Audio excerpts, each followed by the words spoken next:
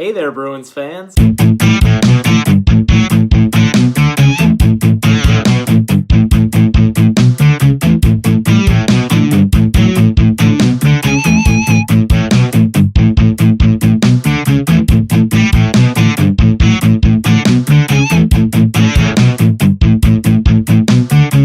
Okay, I know we're a little behind here. I still need to go over Game 4, Game 5, and a little bit about tonight's news for Game 6. Okay, let's go ahead and drop the puck for Game 4. That's right, the goal horn is back. Just seconds in, Torrey Krug scores to put the Bruins up 1-0. I can't stress enough how important it is to grab the first goal in a playoff game. It just changes the whole momentum of the game. It gets the fans in or out of it, depending on if you're home or away. It's just so key in winning the game. Thomas Plekanec has a nice goal to tie it up 1-1. Now, both of Boston's next two goals are 2-on-1s. One is scored by Brad Marchand. It's just an easy tap-in. Freddie didn't have a chance. And the other is Jake DeBrusk. Another really nice goal. Awful plays by the Toronto Maple Leafs defense.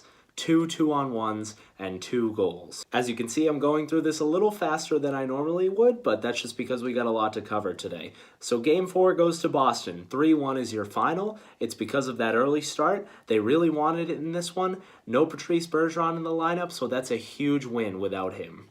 Now let's cover Game 5. And sorry about this little patch of sun right here. Not really much I can do about that. Game 5 goes to Toronto, with the final score being 4-3. Connor Brown joins the top line with Austin Matthews and Zach Hyman and grabs the first goal of the game to put Toronto up 1-0. Two other lineup changes. Patrice Bergeron is back in the lineup for Boston, which is a good thing, but worries me a little bit because I'm wondering what his injury is, and I don't want him playing with one and making it worse. But he seemed perfectly healthy for me in this one, played big minutes, and looked just like he always does. Nazem Kadri is also back in this game, and you better believe he's going to come out firing on all cylinders. And it didn't take Kadri long to show us why he's an elite player for this Toronto Maple Leafs team. He sends a beautiful pass right through the deep air over to Janssen, who scores. 2-0, bad guys. But there's no need to fear. David Backes is here to put the Bruins on the board, 2-1.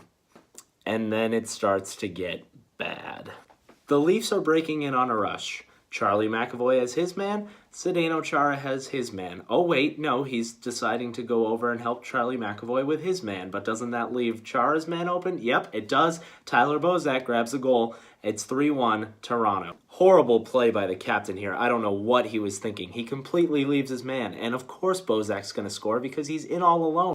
Toronto's on a power play. JVR's down in front of the net. A really nice shot from in close. He's a 30-goal scorer. You got to remember that. The Leafs have depth. You got to pay attention to all these guys. You can't let JVR park right there in front. Here's where it starts to get good for Boston. Matt Grzelcyk showing some excellent patience, waiting for a pass lane, finds Sean Kuraly, puts it right on the tape. Kuraly scores. Really nice goal. It's 4-2. Not long after, Noel Acciari scores. That's some great production from your fourth line. I talked about it in one of my earlier playoff videos. It's so important to have offense from all four lines. And the fourth line really showed up to play in this game. So great job by them. It's 4-3.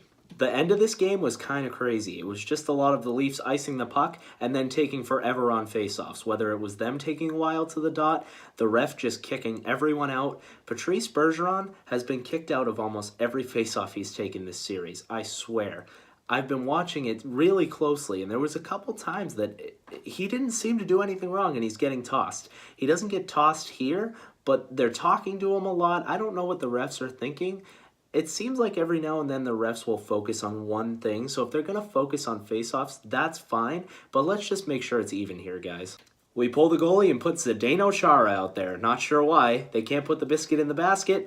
Final is 4-3, Toronto. And now we're back to Toronto tonight. Let's face it, boys, you blew it at home. You should have grabbed a win there. Come prepared in this one. You got outworked in the last game. You just weren't ready to play. It was too late when the fourth line started turning it on. You still need that depth offense, but that first line's got to show back up again. Patrice Bergeron may still be battling that injury. David Pastrnak has 11 points in the playoff. He's got to keep adding to that, and Brad Marchand needs to bring some goals because that's what he does best. If we can get them going again and get some depth offense, I think we'll be fine. And make sure you score first. Quick lineup update, Danton Heinen is going to be a healthy scratch in this game. I think it's a good decision. He's kind of been a bit of a ghost.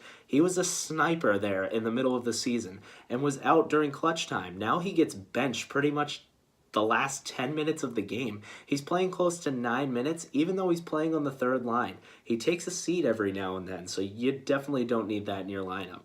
So we should probably put in Ryan Donato. But of course, Bruce Cassidy wants to put in Tommy Wingles, who has as many points as me in the playoffs.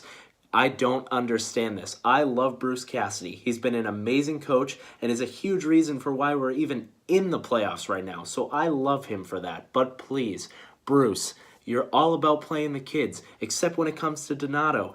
I get that Tommy Wingles has like over 50 playoff games or whatever. He's just really not that good. You don't need a checking fourth liner. You have a stacked fourth line in Corrali, Achari, and Schaller. They get the job done. They can hit for you. David Backes brings a physical presence.